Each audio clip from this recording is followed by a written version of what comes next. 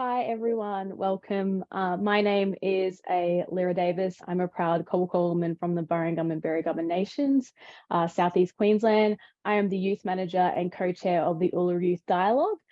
Firstly, I would like to start by acknowledging the traditional custodians of the land on which we're all meeting on today. I am currently on Yugambeh country in Logan. I want to acknowledge the footprints that have stood here before us, recognising the ancestral spirits of our First Nations people who created the boundaries, waterways and lands which allow safe passage to our visitors throughout our country. I would also like to pay my respects to elders, past and present, and as well as any other Aboriginal or Torres Strait Islander people on this webinar today. Happy International Women's Day, everyone. On behalf of the Uluru Dialogue and the Indigenous Law Centre UNSW, I would like to welcome you all to a very special celebration of the Women of the Voice this International Women's Day. Please note that this webinar will be recorded and made available for viewing later. You're welcome to place questions throughout the webinar and we will try to get to them if we can. Otherwise, our team will place details of where to make contact and find out more information in the chat. I would like to begin now by introducing the amazing First Nations women leaders with us tonight before I invite them to share their chosen photo with us and explain the story behind it and how it relates to the voice. First and foremost, we have Professor Megan Davis, Cobble Coleman and co-chair of the Uluru Dialogue, Pro Vice Chancellor of Society, UNSW, Professor of Law at UNSW School of Law and Justice. Next, we have Auntie Pat Anderson, AO, an Aliwara woman, prolific and amazing leader and co-chair of the Uluru Dialogue. Next, we have Dr. Josie Douglas, a Waterman woman based in Mbantua, an executive manager and policy and governance at the Central Land Council.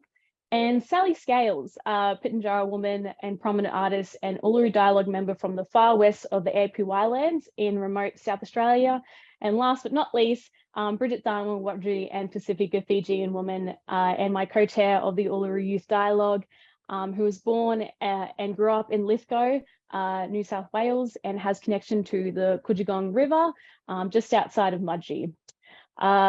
Now, we will start off with Bridget, who will start off with her photo and what she's chosen and explain the story behind it and how it relates to the voice. Just before that, I think if anyone's obviously, whoever's on the line, if you want to also put in the chat what country you're on and acknowledge the traditional owners of the land, by all means, please do so and give any reactions that you want. This is a really good webinar just to, just yarn and yeah, we don't bite. So B, take it away. Thanks, Alira. I would also like to pay my respects to the peoples on whose land I live and thrive on, the Bidjigal people in Sydney. That's where I'm coming from, everybody, from tonight. But yeah, as Alira said, my name's Bridget Dharma and I'm a proud Wiradjuri woman from Central West New South Wales, and my connections to the Kudjegong River and Wellington out there.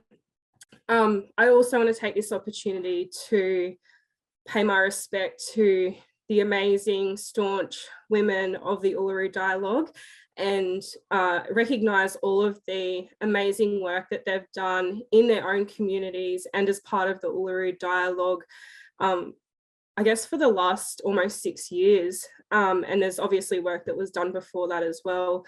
And I'd also like to just to shout out to the women in my family and who, like most of us, have had these women in our families who have been resilient and staunch and strong to allow us as women today to have the opportunities that we do, because they were the first pathfinders throughout our history to break down a lot of those barriers and challenge those systems that weren't created for them and weren't created to allow them to have the opportunities that they fought so hard for that we now have today as young women.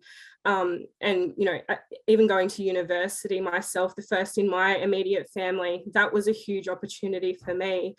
And that is one of the examples that I would like to allude to, that those opportunities wouldn't be available if it wasn't for women who have paved those pathways for us as young women, young First Nations women today.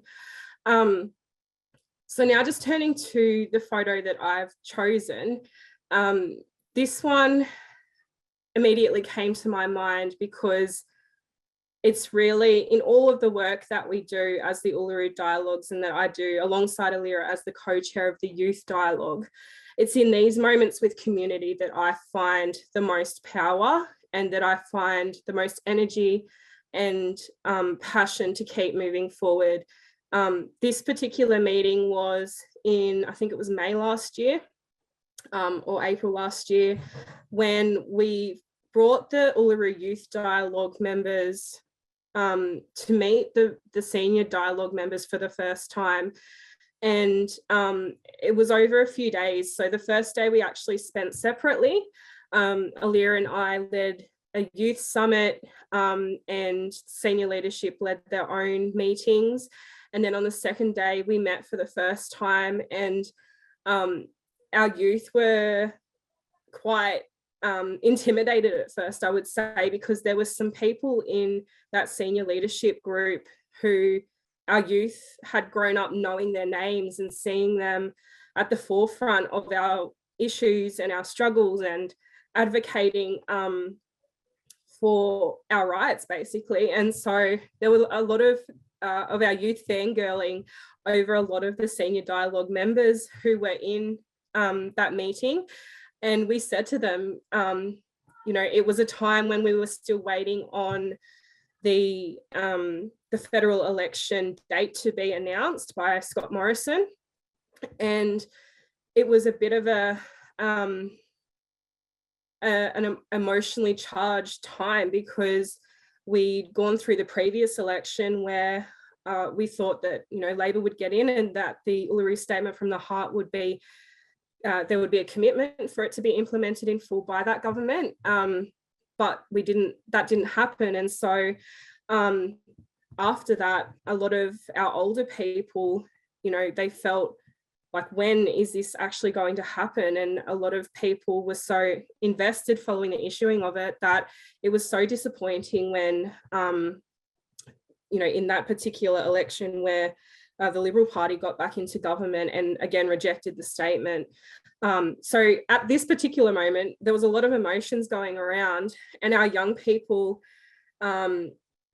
were super passionate and energized and ready to get this done. But we also had to be super respectful that our elders had spent so many decades actually advocating for our rights, and the Uluru Statement itself was a culmination of a lot of that advocacy over the decades.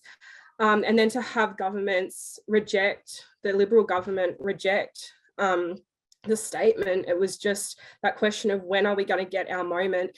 But what's something that's very, very inspirational that Alira and I take from our senior leadership, in particular Arnie Pat and Professor Davis, as two strong women leaders in the dialogues, is that they are so resilient. Every time they get told no, they just push harder and they come back and they and just turn it into a yes. As Arnie Pat says, Megan turns it into a yes, and that's what they did. And I think there's so much strength in that, is that we know how strong this mandate is of the Uluru Dialogue, of the Uluru Statement from the Heart, and calling for voice and makarata. We're obviously in that first phase now, but every time there's a setback, or every time we're told no by politicians, our strong women leaders are able to take that and say, no, we're going to take the power back. We're going to make this happen, and it's going to happen in this political cycle. So we were at Yarrabah on this particular occasion, and this is where the Yarrabah affirmation was actually issued from this particular meeting. And it was ironically the same day that Scott Morrison announced the date of the federal election. That moment was really powerful because, as you can see, there's a mix of older people in this photo and young people in this photo. And the way that we do things is represented in this photo, which I think is super powerful, in that we're all equal, we're all on the same level. We're in a circle, we're in a yarning circle. And, you know, we kind of work so hard throughout the year because we're so committed to this cause and to achieving a First Nations voice as called for by the statement. But it's not until you sit in these moments in community, on country, that you really get to reflect on everything that's been done, in the power and the mandate of the statement. And I think feeling it in that moment, knowing that this is going to happen, and that is our mentality, that we will achieve this in this upcoming referendum, that there will be an overwhelming response from Australians who support the Uluru Statement and support the mandate of it, and say yes to a First Nations voice. So I haven't talked particularly to the leadership of our women, but from a youth perspective, Alira and I started the Youth Dialogue because we felt that young people played an integral role in this people's movement. And we have always felt loved and supported by the women leaders in the Uluru Dialogue. It was Auntie Pat and Megan who we went to and approached them and said, we've got this idea of the Youth Dialogue. We want to give a platform for young people to have their voices heard in this. We want to make sure that young people understand what the statement is and what it calls for. And we've always been received with love and kindness. That's not to say that, they don't put down their foot and call it for what it is and give us hard love at times, because that's just as important. But we know that they're always there, and that leadership is really important, and I think is what distinguishes the Uluru Dialogue from other groups, is that there is this love and caringness and kindness that our women leaders provide. And there's always thought and care put into everything. Decisions aren't made lightly in the Uluru Dialogue through the leadership of Auntie Pat and Megan, because they take their role extremely seriously and they take their accountability to community very seriously. And that's something that, when I knew that, that immediately aligned with my ethics and morals. And I knew that working for the dialogues, even though, it might be a job, it's more than that, because there is so much behind it in the way that our leaders, our co-chairs, Professor Davis and Auntie Pat, lead these dialogues, the ethics and morals behind it, and the accountability to community. And when we're working with people in the dialogues, that women are always at the forefront in these communities. They're the ones that turn up to the meetings. They're the ones that get everybody along, feed everybody, make sure that everybody's taken care of.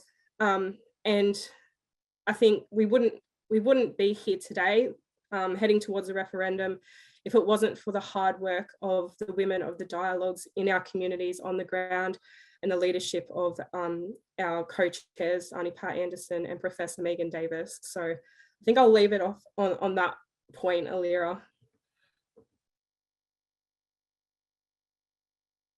Thanks, B. That's hard to follow, but we see a lot of love and claps and thumbs up in the chat. So appreciate that, and thank you, B. So I'll start now by talking about my photo. As Bridget said, so this photo here is from our First Nations Youth Summit in 2019. So I'll explain a little bit about the photo and the Youth Dialogue, and then I guess the story behind it, but also how it relates to the voice. So first of all, Bridget and I went to a senior leadership meeting, and apologies if you heard this story before, but yeah, we went to a senior leadership meeting, and we thought there was something missing in the room, as B said, and we wanted to give, I guess, young people that platform and that voice to have their voices heard in this process, in this campaign. And obviously having Sally Scales there, being one of the OG youths, as we call them, elder youth. No, I'm kidding. But yeah, Sally was one of the OG youth who attended the Uluru Constitutional Convention. So taking inspiration from her and some of the youth that were involved was really kind of where the idea stemmed from. So personally, I think that our vision was for the summit, was for our young people to understand what we're trying to achieve with structural reform and to have their opinion heard about Indigenous affairs, and also bring non-Indigenous people on the journey of constitutional recognition. Be alluded to in 2019 when Scott Morrison government came through and basically kind of rejected the voice. But as Annie Pat always says, we didn't really take no for an answer. So the Youth Summit ran from I think the 12th to the 15th of December in 2019. So it ran for 3 days.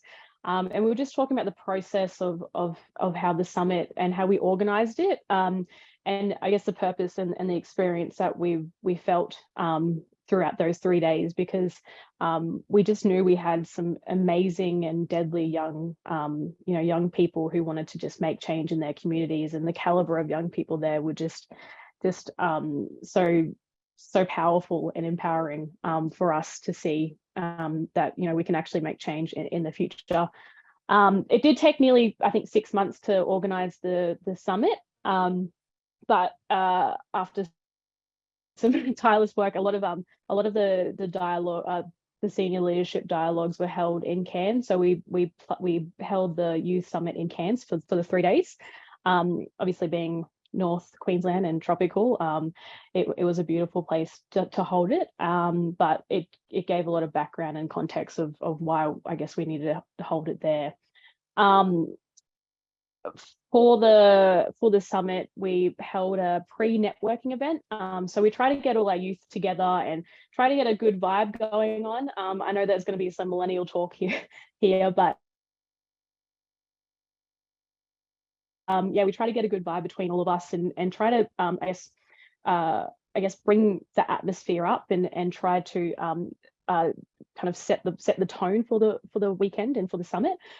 When they did just that, they networked so hard.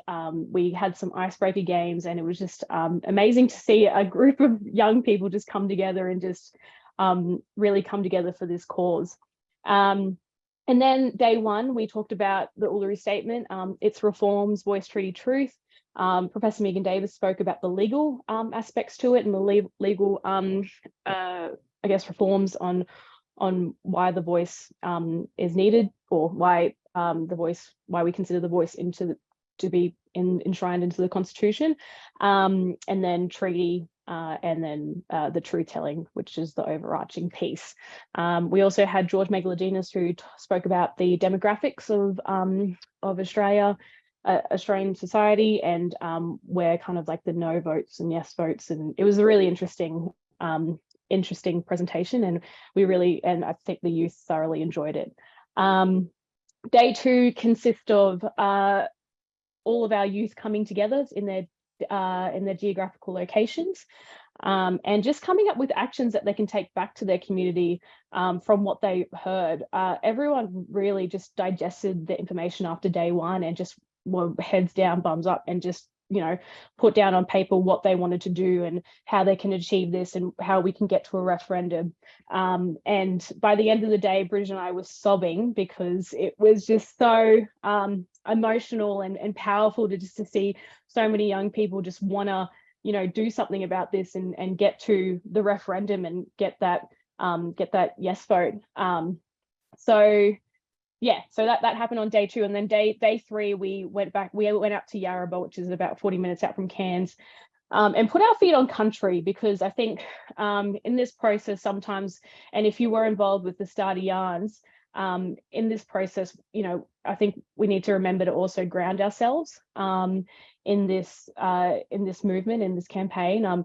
We get a little bit I think, into the politics, but once we ground ourselves and, you know, put our feet on country and actually have that, still have that spiritual connection to the land, it really helps us to refresh and rejuvenate as well. I'll mention, I guess, you know, why kind of the Uluru Youth Dialogue, why we do what we do.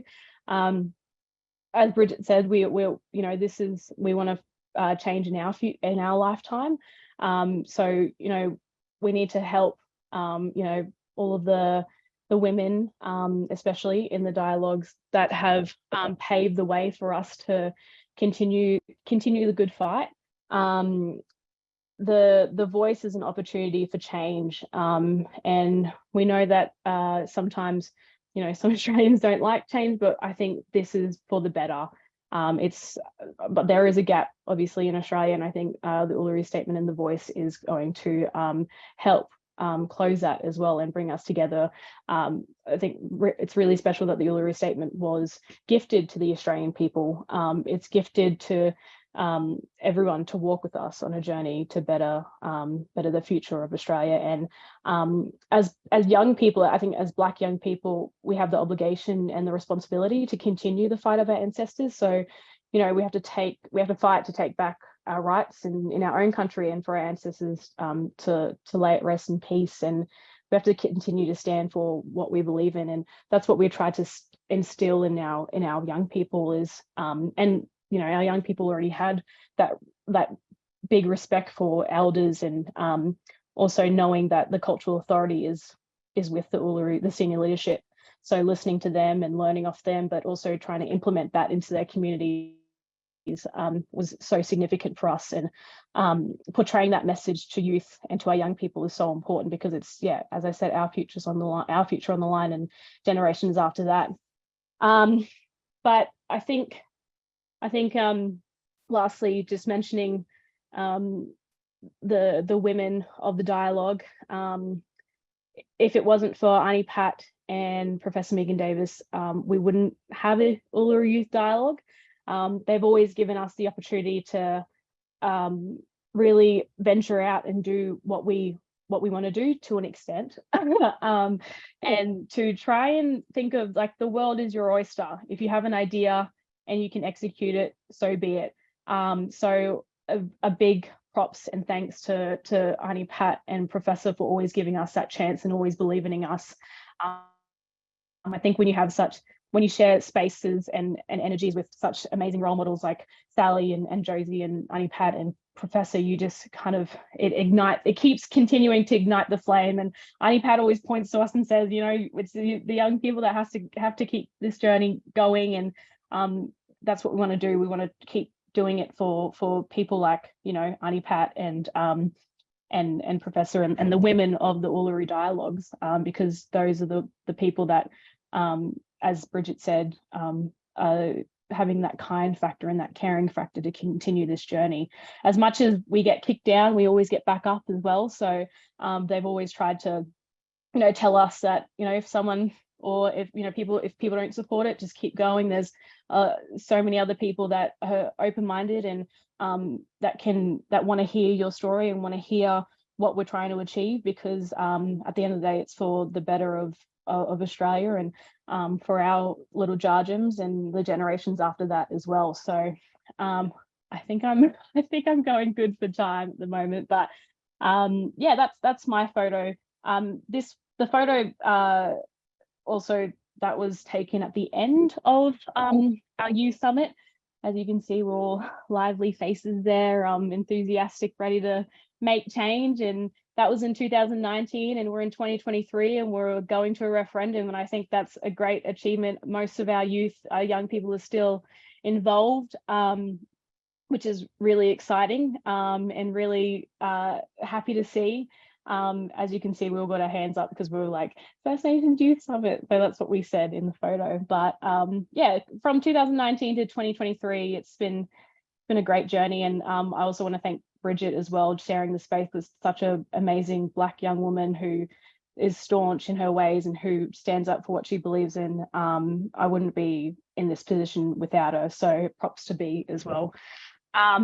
I think that's my time up, but I want to pass it over to Sally to discuss her photo and tell us a little bit about what it is and how it relates to the voice. Hi everyone. So I thought for this image, I wanted to talk about why I'm doing what I'm doing and why the leadership and why, sorry, I'm just at the airport, so just excuse the Qantas announcements, and why the voice is important to remote communities. So for me, as a Central Desert woman who comes from a really remote community in the APY land, so nestled up in the northwest corner of South Australia, my community of Birrabagutta is about a half an hour to where the three borders meet. And I chose this photo of my grandma who's got her hand on me and Punny Mick. And these two senior women have unfortunately passed away now. But through their life, they experienced colonisation. They experienced the changing of their communities for when they had self-determination, when they had strived for and lived in their own traditional ways, to then having to deal with it in a different context.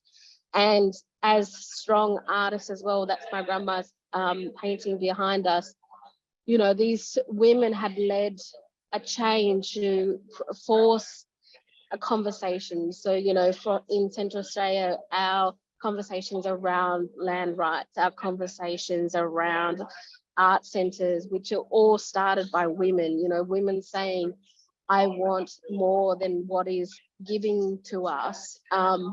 And I wanted to recognise incredible women who are a part of our conversation. You know, the six of us here today are a small portion of the incredible women that have been a part of this conversation from all the regional dialogues. And, you know, for me as a young person at that stage, I won't say how old I am now, as a young person at that stage, when I got the phone call from Josie Douglas now to say, come along to this thing, it's really important.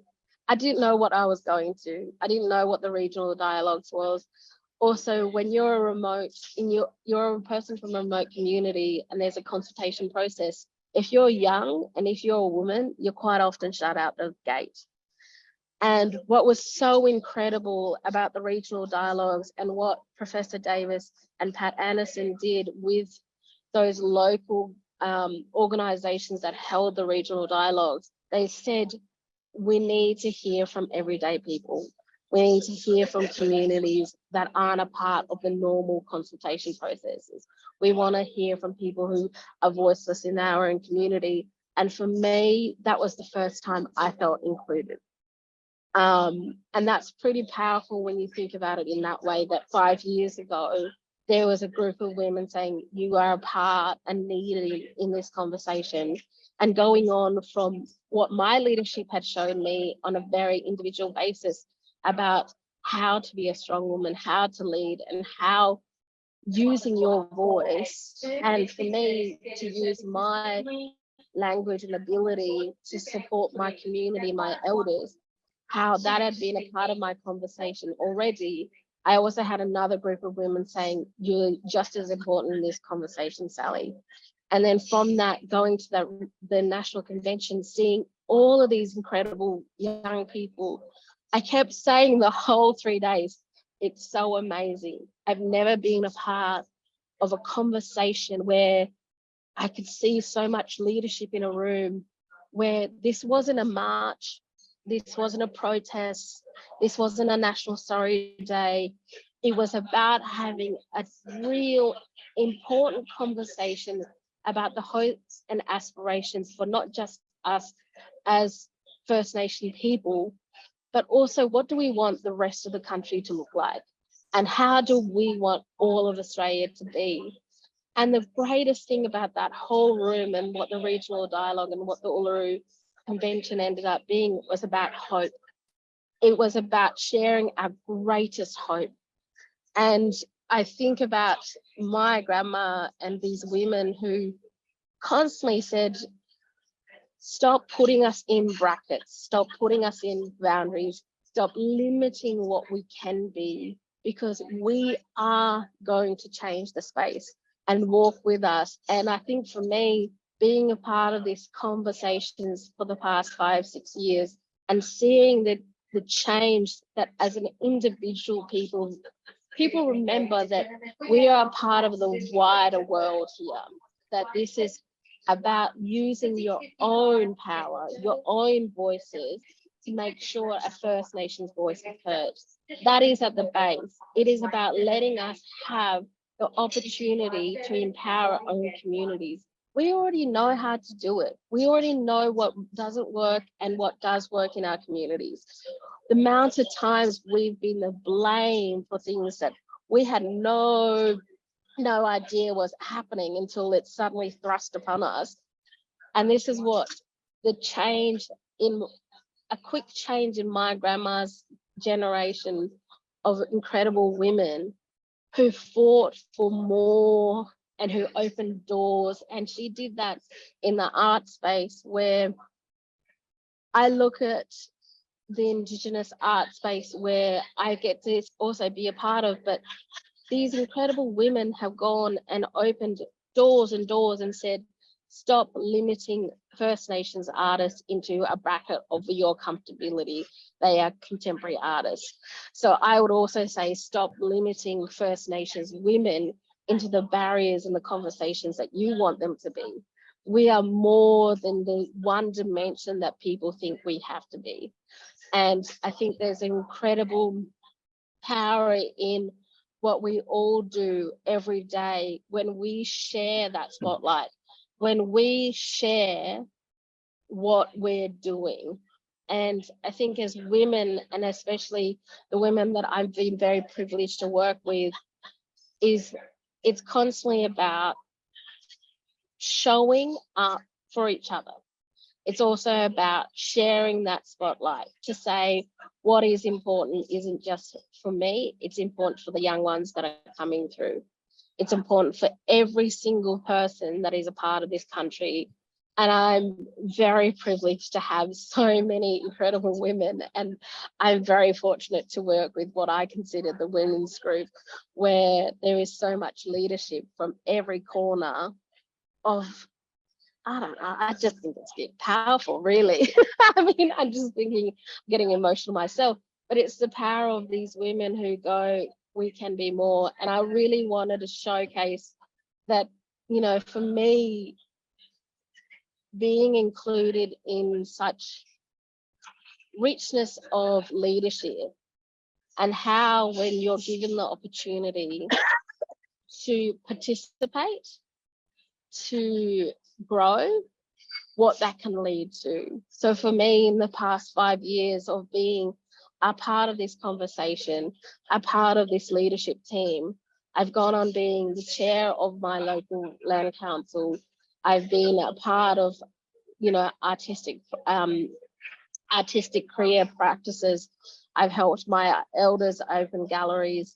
You know, I'm part of the BBC 100 Women's, but that's just from that, of the opportunity that just 3 very incredible women who are on this Zoom with us today, you know, with Josie, Megan, and Pat, who said, we want to include everyone, you know. And I think and I'm very privileged to have that space, and I'm very privileged that we get to be in this space, all of us together.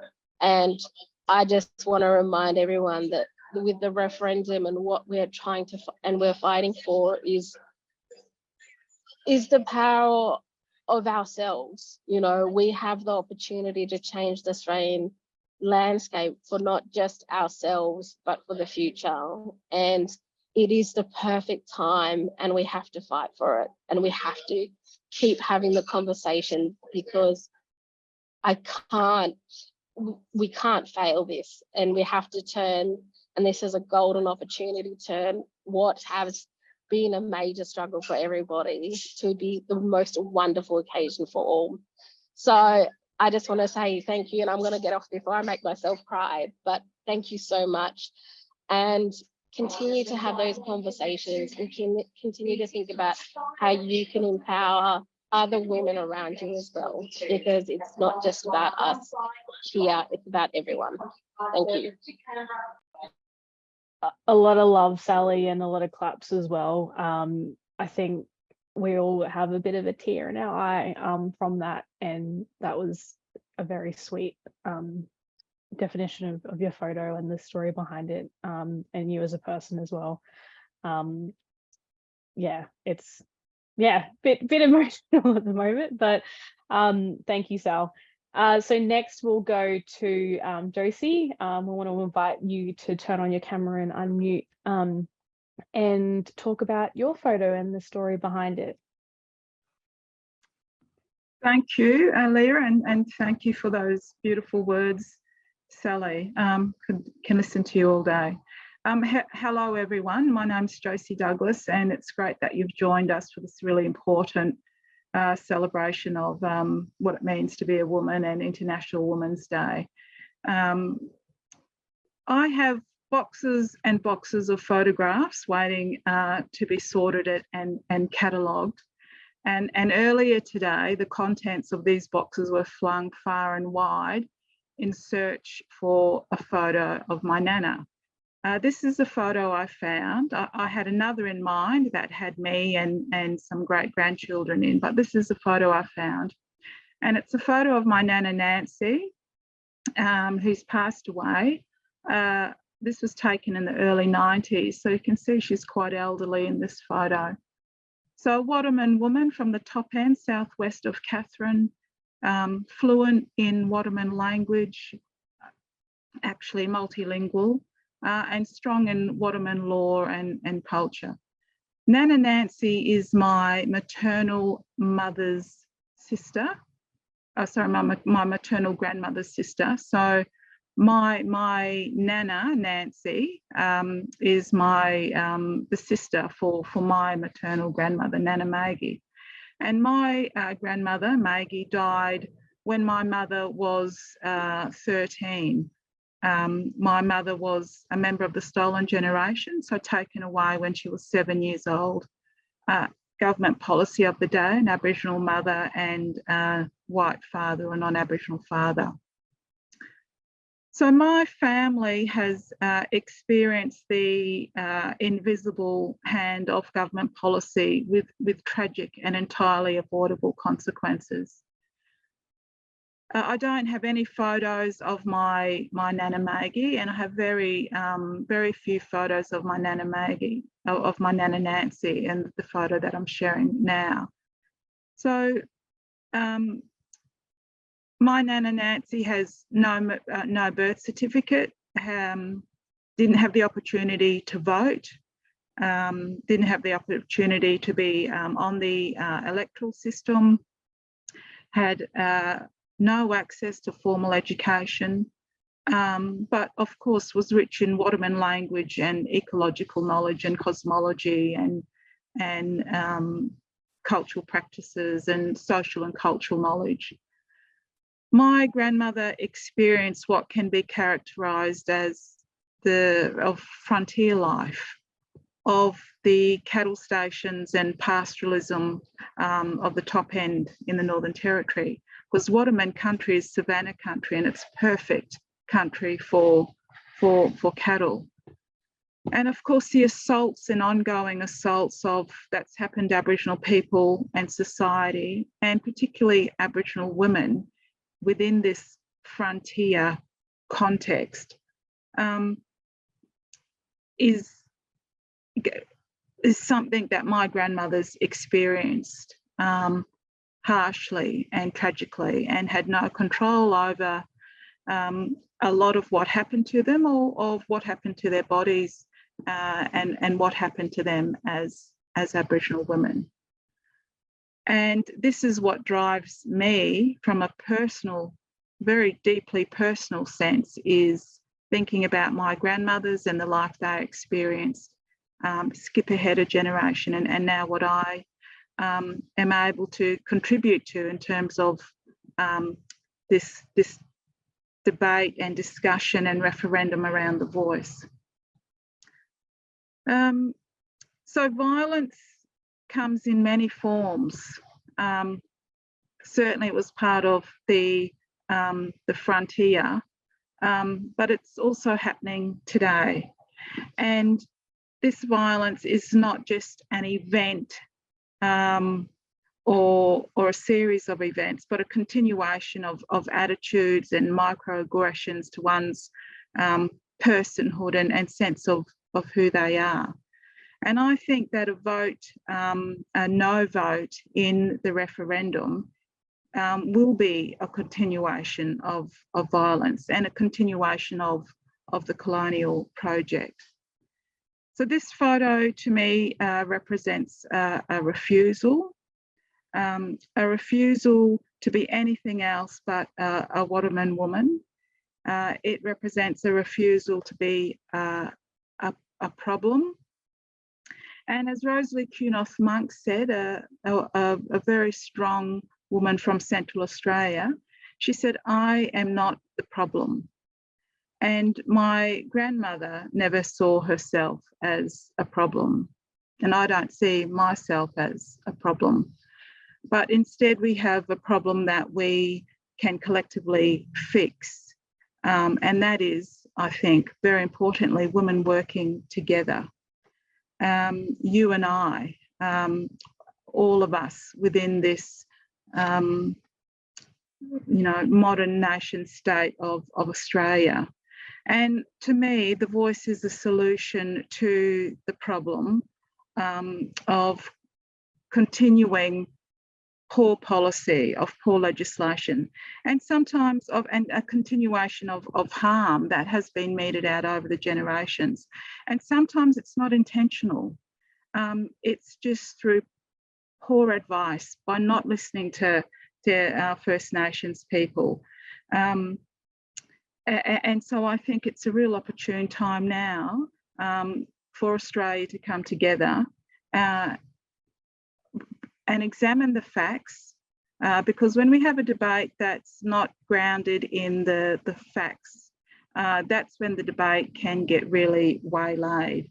And I have direct experience of working, down on the ground in the mud in terms of policy and legislation, in terms of dealing with governments and bureaucracies and governments of all different persuasions.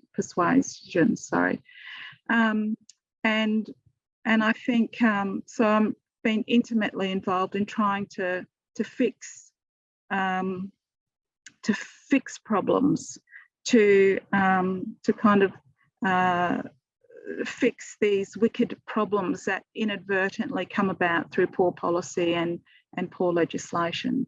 So the Voice presents a very real opportunity, I think, for all of us as women to collectively work together and to get this referendum, to get this vote over the line. So I hope you all can join on this journey we've got ahead of us in 2023.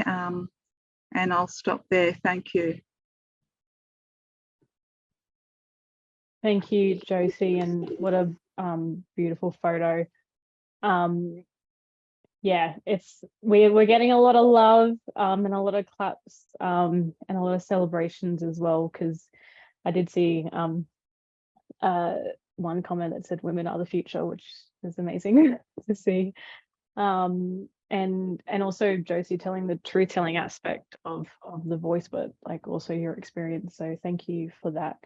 Now we will invite Professor Megan Davis to turn on your audio and unmute and turn on your video, please, to talk about your photo. Prof, you have 5 to 10 minutes, so keep it short. No, I'm kidding. That's a joke, guys. But yes, take it away, Prof. So you got 20 minutes and I've got, what, 5? No, I'm 5 to 10. That is the prerogative of youth. So I'm okay to keep in my lane. So thank you, Alira, and thank you to all of the team. I think everybody's been bawling behind the Zoom screens, because geez, what an incredible group of women. It's such a privilege to work alongside you all, and to hear Bridget and Alira and Sal and Josie. It's extraordinary, the work that you've done and committed to getting us here. Half a decade, I keep saying. Not all Australians know, but every Friday night we have a Zoom since Uluru, where Mob can ring in and we yarn about it's a journey. We look back and it's a journey, but all of the ups and downs on the road to here. And then the vast majority of people who ring in are women who have just quietly done the work. So thank you all. I should also note that my own sister is watching. Happy International Women's Day to you. And she is a significant figure in this campaign, in this work that we've done for 5 years, as my whole family has been with my absence. And also my niece Amaru, it's her birthday today. So Amaru is born on this illustrious day. So every year she gets lots of presents. Well, roller skates this year, and she also gets to be the little kind of mascot, I think, of International Women's Day. She is a feisty young feminist. So hello to Amaru and her little sister who's sick. So I will start and not just carry on about my family. This photo is really emotional for me, in that there's so many photos I could have chosen. And in fact, I asked Eddie what photos everyone had chosen. Auntie Pat had chosen the same as me, so we always choose the same photos. But I've been reflecting on International Women's Day and the role of allies in this space, and I wanted to pay tribute to a woman who has been such an incredible person in my life, and who has been on this journey with me for a very long time, and has been a great collaborator as a lawyer, a public lawyer and a friend, who's worked with me at UNSW since the beginning of this process, from being chosen on the Referendum Council in 2015, and has been provided pro bono assistance to the mob over that period of 5 to 7 years. She was one of the 2 non-Indigenous people who were allowed. There was 3 that were allowed to participate in the dialogues. Everybody else was kicked out, and they provided pro bono public law support for the dialogues, and have just selflessly contributed to this space for that period of time. But so her name is not there, but her name is Professor Gabrielle Appleby. And you know, over the course of your life, you always, I guess, as a kid, think that you're never going to make these profound friendships that you do when you're at primary school and high school. And this process, you know, has been a revelation to me on many fronts. But I think it's good to pay tribute to the non-Indigenous, you know, men and women, but in the course of International Women's Day, the women who just know how to participate in that space without taking over, without being paternalistic, without dominating, just quietly sitting by and reading people's body language and learning how to fit into the culture of how we do our work. And she's been such an incredible friend, but an incredible constitutional lawyer who has equally devoted a very large part of our career to this work. This particular photo was taken on the ferry, I think, back from Thursday Island, I think, Horn Island, to catch the plane.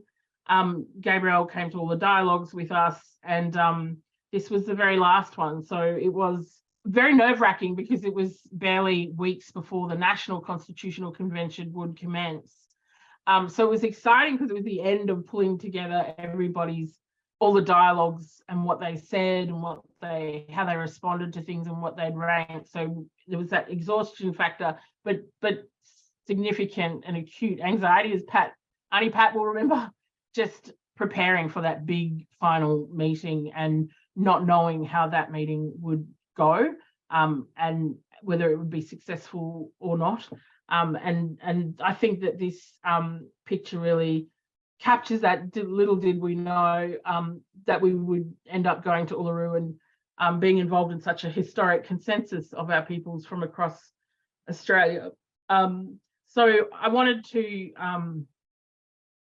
choose this photo just to reflect on that element of the work that we do. I think all of the women on this call would have non-Indigenous sisters who are shoulders that, you know, I was going to say cry on, but I thought right on.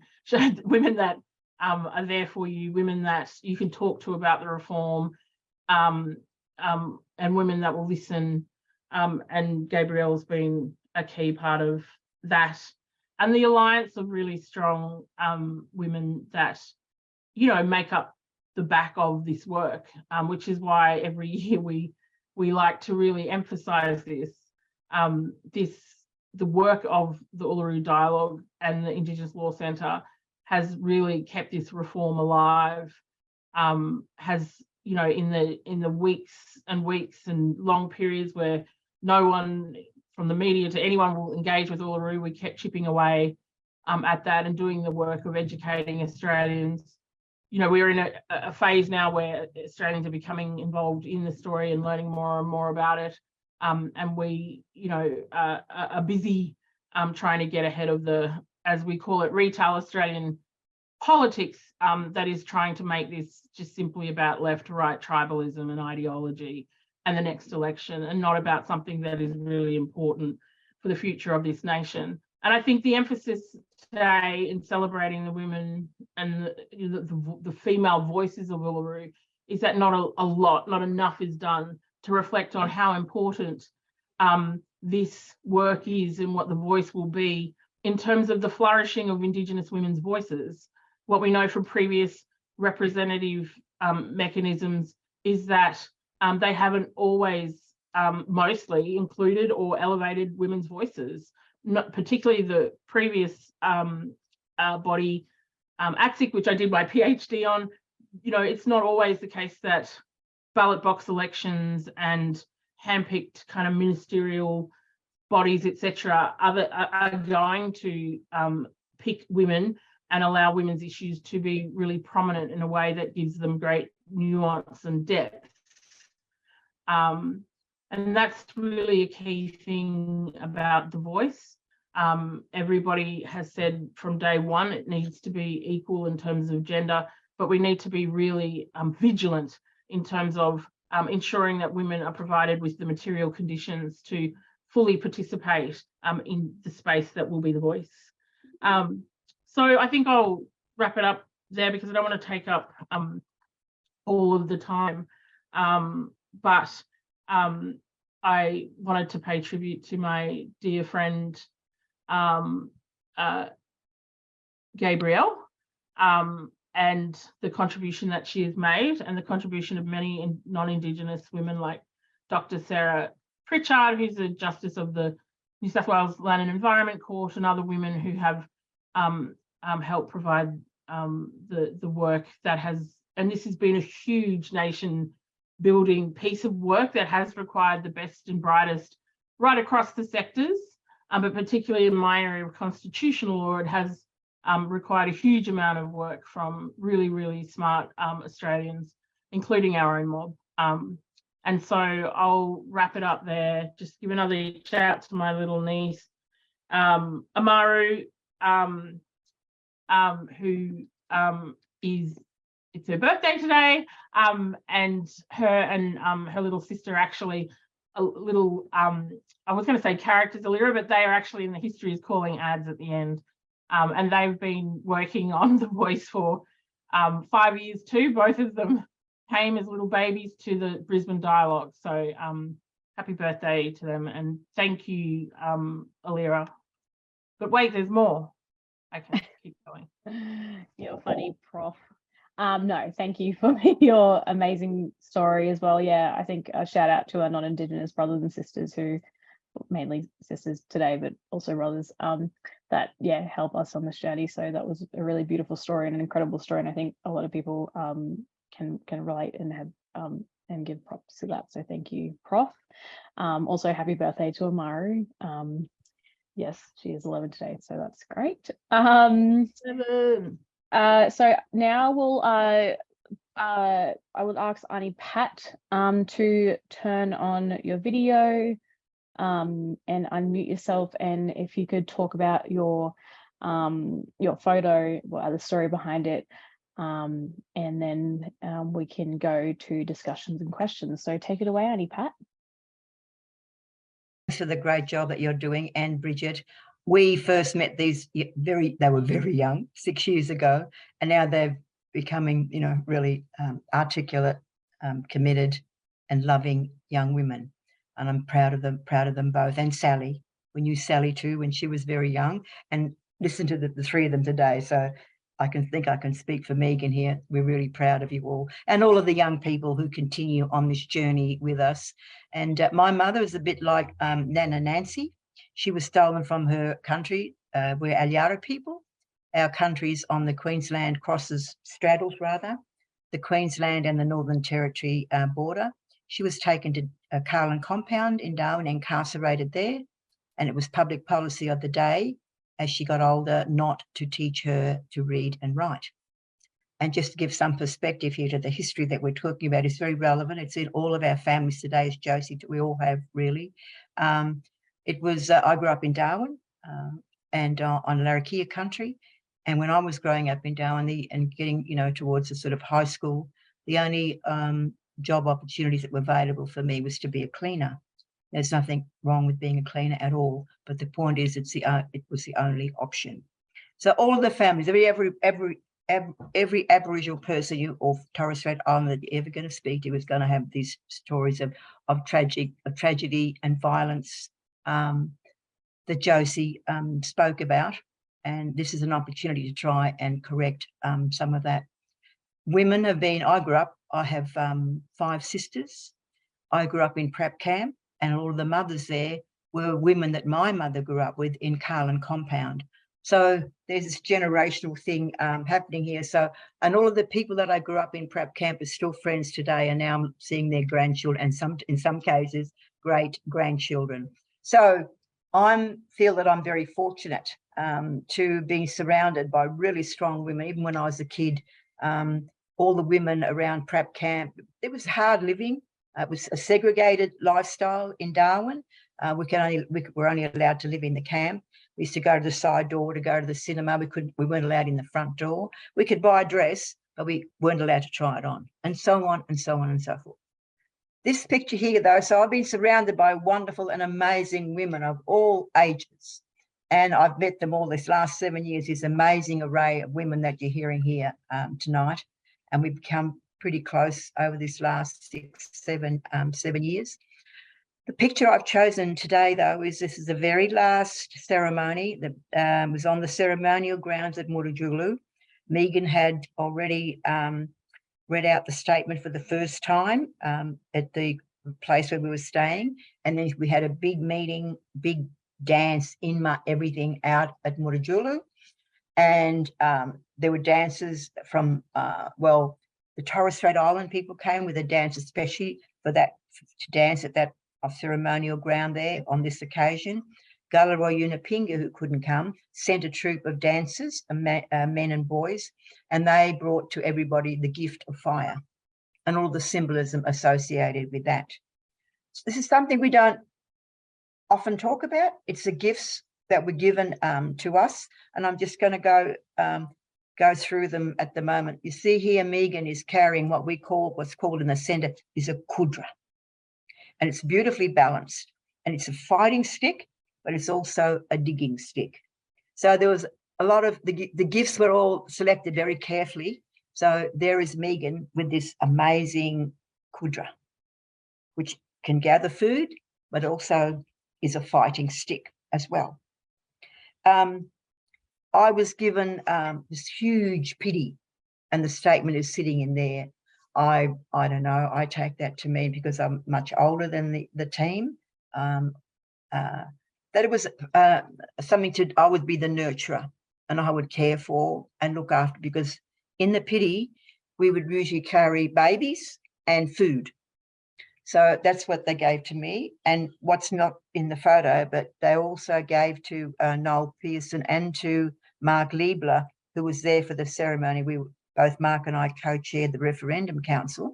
They gave Mark and Noel these amazingly beautiful shields, so that to be the protector of all of us and this whole journey that we began, well, actually quite some time ago. Megan's been on this journey for 20 years, and us First Nations peoples, we've been on this journey, and no disrespect to anybody, but since the first boats came. This is a continuum of all our activism and all that we've done over this for generation after generation after generation. So this is an opportunity here. This is the Uluru Statement was gifted to you, the Australian people, because it's you who have the power to make change. You will decide what kind of a country we are and what we stand for, what are our values, who are we today. And it's a gift. The Uluru Statement itself is gifted to you. It's you, like you did in 1967, 90% of Australians voted yes. So, and people from the dialogues we went around, they said in various different ways, but said, we asked them in 67 and we'll ask them again, and they'll help us. So that's what we've been doing the last 6-7 years. And it's been a big journey. We tried to avoid the tribalism that we're experiencing now, but we have to rise above that. This is really, really important work. It's just not an article that you read in the paper today and it's fish and chip wrapping the next day. This is serious business for the whole nation. And it's a business for all of us, not just us. This will change if we get a yes vote, and I'm hoping we will, of course. This will change the narrative for the nation, and it will change the relationship between us all. So we can have a nation that's much more equal, that has a heart, in fact, and has some humanity. It's really time to grow up, to meet the challenges that we face. The reason, one of the big motivation for the voice is to deal with all of the unfinished business, to deal with all of our disadvantage that we continue to face today. There has to be an end to this. Australia's a very rich country, and we shouldn't be seeing what we're seeing in Alice Springs and other places all around the country. We have tried, people like me and others in the room. We've had so many attempts. We keep generations of us going to the government of the day, asking for change and wanting to work with them, and we've never been included to the same extent that we're asking for now. And this is because there's nowhere else for us to go. If we get an enshrined voice in the Constitution, it gives protection to that voice. So we won't be dismissed every time there's a change of government, or change of prime minister, even a senior public servant. Because what happens?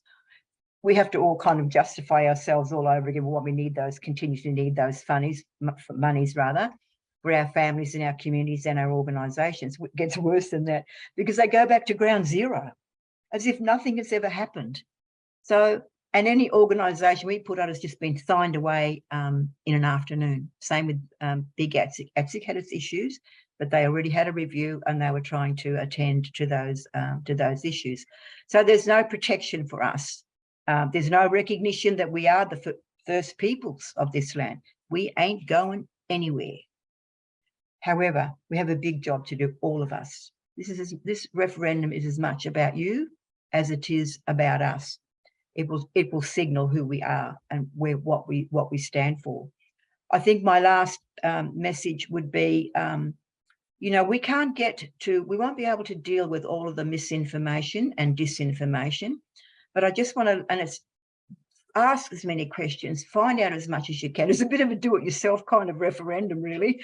So there is some, you have to take some responsibility, because when you get into that polling booth on voting day, there's just you and your conscience, and you have to decide whether you're going to vote no or whether you're going to vote yes and take responsibility for that decision. And thank you for coming to this webinar tonight. It's very moving and touching. I feel privileged to be part of it. And I want to acknowledge all of you for what you do, for what you do in your communities and your families. And it's really wonderful that the world can take out a few minutes or a day actually to reflect on the wonderfulness of women of all shapes, sizes, and the wonderful diversity. And we also have lots of good men in our lives as well. Okay, I'm going to shut up now, Alira. No, thank you, Auntie Pat. And as you can see, you're getting a lot of love and a lot of celebrations and a lot of claps and thumbs up. You're always amazing and inspirational to hear from, and as everyone else on the call. So I would like to ask all of our panelists to turn on their cameras. I think we're just going to have just a bit of a quick discussion before we go to questions. But I guess a quick kind of reflection of this this discussion and this webinar. I mean, I from what we've heard, it's just been so many amazing stories. And if anyone wants to jump in, Bridget, Josie, Prof, Auntie Pat, or Sal, by all means. I think for me, it's just sharing the space with you all is it's so empowering as a young woman, especially in this field as well.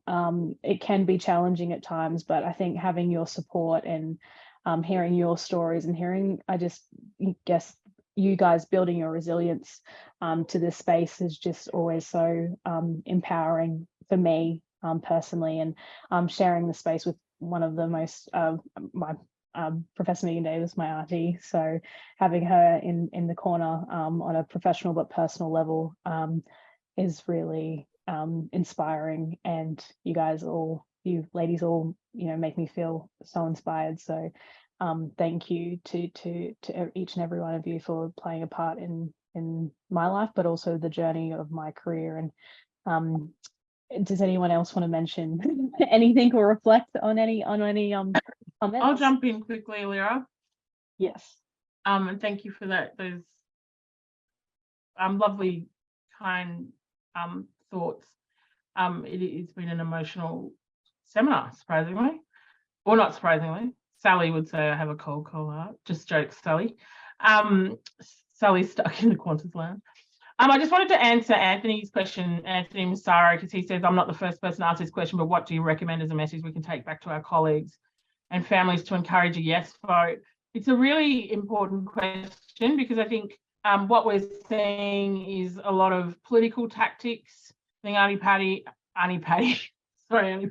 I think Pat and others have alluded to the fact that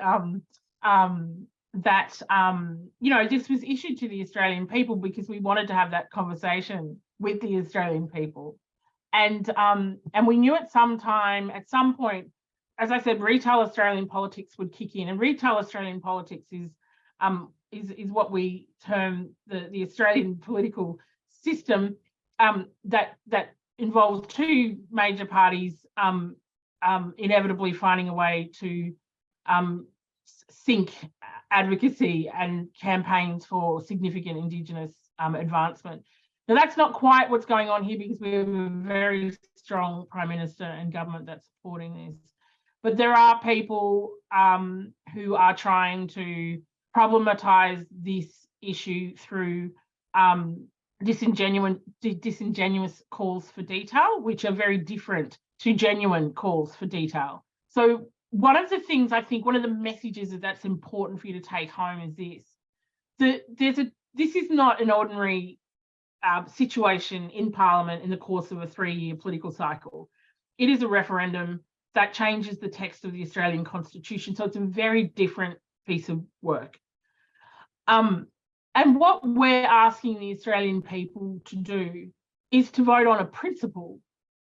Constitutions are for principle, and the detail is for the Parliament. That is how it works. That is how the Australian system was set up in the first place in 1901. You take some of the institutions like the High Court, they were recognised in the 1901 Constitution. The High Court of Australia will be set up.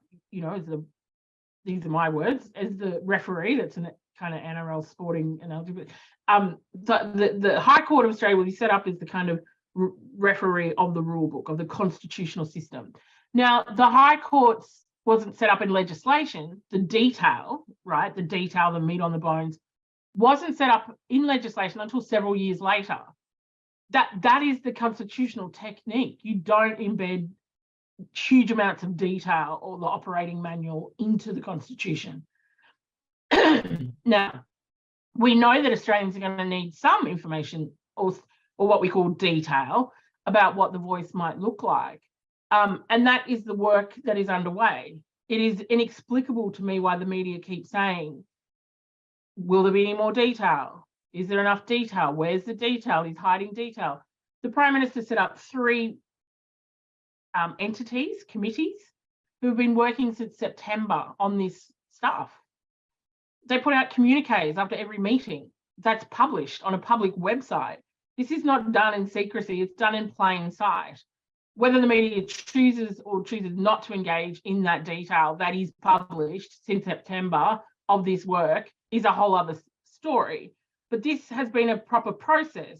We have a Prime Minister who actually chose, consistent with the view and logic of the voice, to engage with First Nations people on the process leading to a referendum. And that's quite novel and unusual in the Australian legal and political system. So perhaps people haven't paid attention to it because they're not used to us being consulted. But there will be detail. We've been working on the detail. We've been saying this since September. So is the Prime Minister, so is the government. It will be stood up when the referendum bill is stood up. What we say about that detail is it's sufficient information for Australians to make an informed voice, a choice, because we don't want Australians voting on Model A or Model B. That's not what we want Australians voting on. We want them to open the door. The only people who can change this is the Australian people. All of the people that are saying, oh, we're not going to vote for it even though we haven't seen the detail, their legacy is the status quo. Their legacy is the status quo. This is what they have created. And yet they're saying to us that they don't want to vote for change. They don't want to vote to empower our people. So we're asking Australians, because we knew how the politicians would behave, can you please read the Uluru Statement? It's not just 1 pages. It has an Aboriginal history of Australia. It also explains the law reform. And then there's the 1-page Uluru Statement that explains the logic of the reform. So my answer to you, Anthony, in a kind of really roundabout ways, it's really important for Australians to start understanding, because we're not getting, you're not getting traction through the media on this. This is a constitutional alteration to a constitutional text. We're asking Australians to vote on a principle: should Aboriginal and Torres Strait Islander people be consulted on laws and policies that impact upon their communities? That's the question. That's the principle. That's what some people are trying to stop, because they're used to governing by not consulting us. They are used to governing by not consulting us. So of course they're going to try and muddy the waters with the detail debate.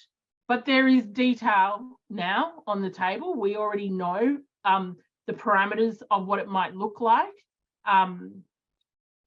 And there will be more detail coming out, I think, in the next few weeks, at least at the end of March. And then we begin a civics campaign and an education campaign and engage all Australians in this conversation for those who haven't been engaged. But the door to the voice is opened by Australians. They open the door. We all walk through it together in a yes vote. And then the Parliament does its work on detail. So they will take what was decided prior to the referendum in terms of what the parameters of the detail looks like. There'll be a consultation process with our mob, which is appropriate with First Nations peoples. And then that will enter the Parliament. And the Parliament does its job. This is the job of Albanese and Dutton and all of the people that we vote to represent us. And they start to formulate the legislation on the voice. It goes into a committee process where Australians, mob, can contribute again to what it looks like. And then they begin their work. This is their bread and butter work. But we don't want Australians going to a vote at the end of this year and locking us into a model that we might need in 2023, but makes no sense in 2052. We don't want Australians to vote on Model A or Model B. We want them to vote on the principle, the norm. We want them to create a practice in this nation that we're spoken to when laws and policies are made about our lives. That's the fundamental vote. That's what this is about. So that's a very long way of answering, Alira, and I can see you kind of going cross-eyed saying, is she ever going to end? It's like Arnie around the dinner table growing up ranting. I think she's frozen, actually. She's either staring at me in awe or she's frozen. It's no, it's can you hear me? I don't know if I can. Yeah. Okay, good. No, that's not it at all. I think a lot of the questions kind of relate to that and to your answers. So I think you've really stated it clearly Thanks, on that. So I think we only have time for a couple more, or I think one question. And Prof, you probably, or unless anyone on the panel wants to add anything, but no, I don't think so. But there's another question about the argument that the voice isn't sufficiently ambitious but compromises sovereignty of Indigenous people. We do get this question a lot regarding sovereignty. Is it useful to analyze this? Is it useful to analyze this in terms of Western constitutional law? Prof, this might be a question for you, but Bridget, yeah, sure. I'm happy to jump in. Well. I'm happy to jump in because the concept of sovereignty that most talk about in the context of constitutional recognition of our people is a Western sovereignty. It is a word and a principle that was developed by European countries and thinkers. Yeah, so that's a really important first point. And Sally might want to jump in and yarn about Chukubuk because I think it's really important that people, in an Australian context, that notion of sovereignty is understood in that context. But just really quickly, Alira, the answer really is no one can cede our sovereignty except ourselves. There's no other nation. There's over 200 nations of our people on this continent. No other nation can cede my sovereignty. I can't cede theirs. Sovereignty is something that emerged out of a legal framework around the time in which Australia was the arrivals dispossessed the continent, and there's different ways in which sovereignty is either transferred or subjugated, etc., through different laws.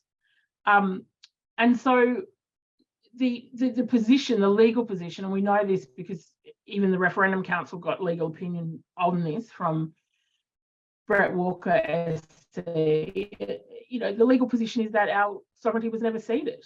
How could it be?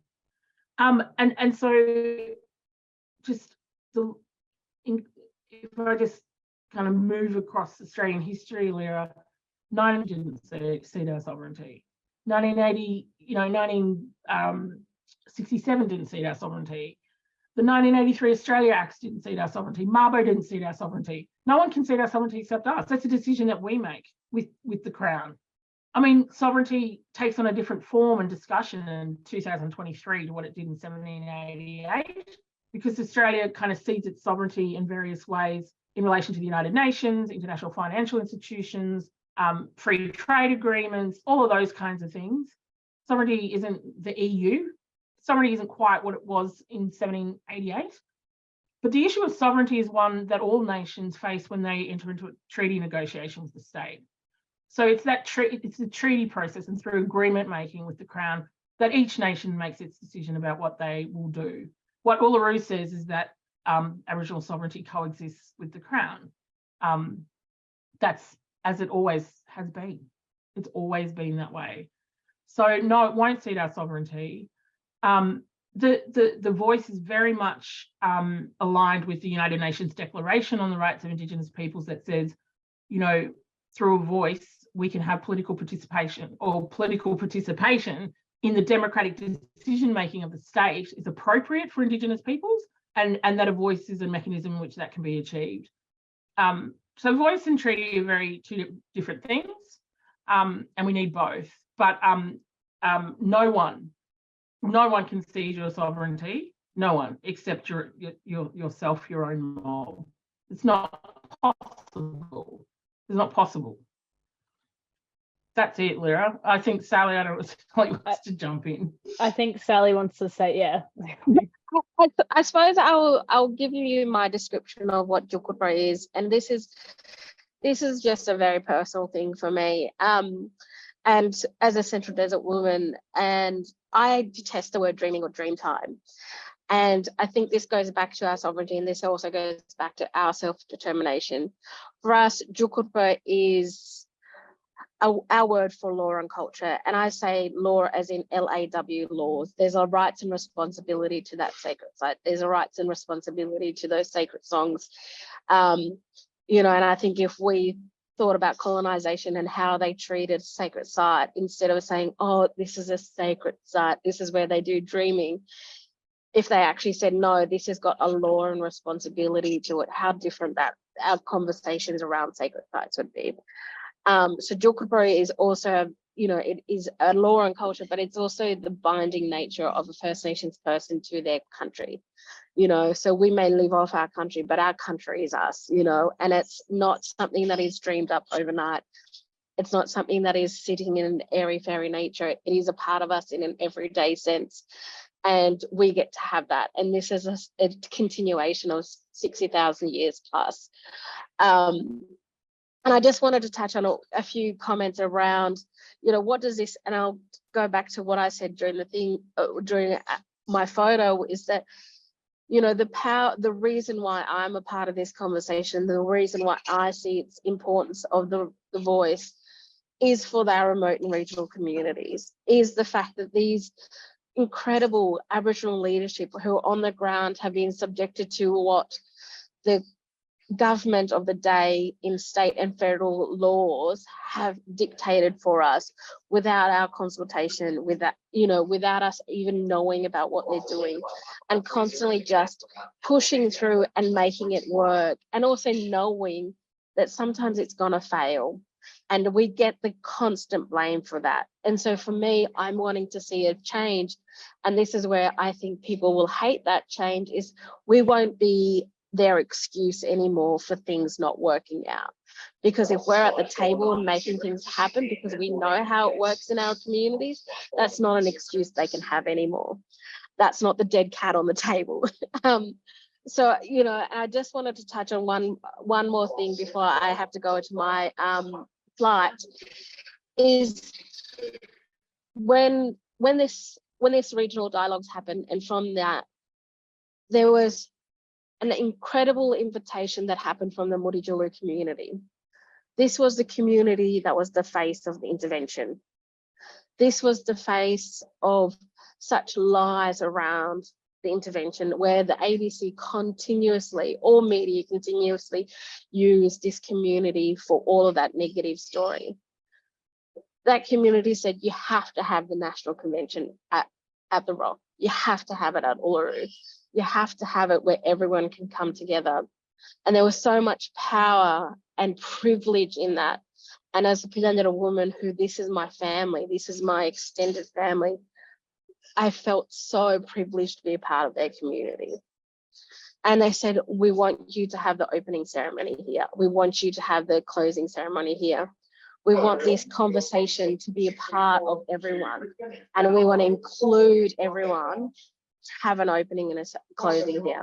And then from that community turned around and gave incredible gifts to the co-chairs and the leads of the referendum dialogue team to say thank you for doing this. And I think, and I remember the power of that community to say, we are going to move past this negative story that's been about us, and we're going to include and open it up so everyone can have a really important conversation. So I just wanted to say that that's where I get to sit in as a very privileged woman, to see how incredibly loving and caring they were to give back. So I just wanted to touch on that. Thank you.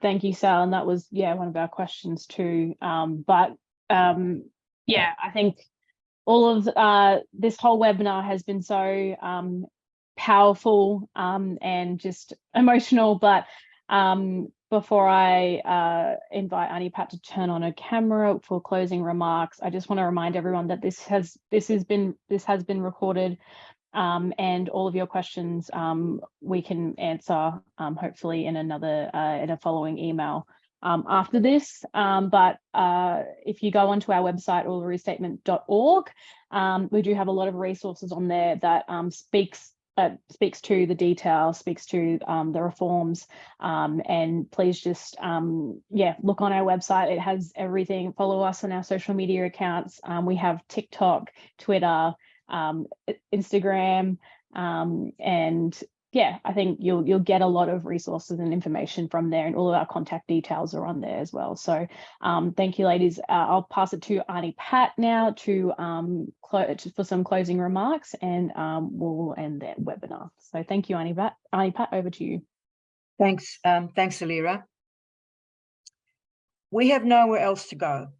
Generation after generation after generation of us have tried to get some recognition, even for the wider public, to Australian public, to accept that this is really our place and that we really are the first peoples.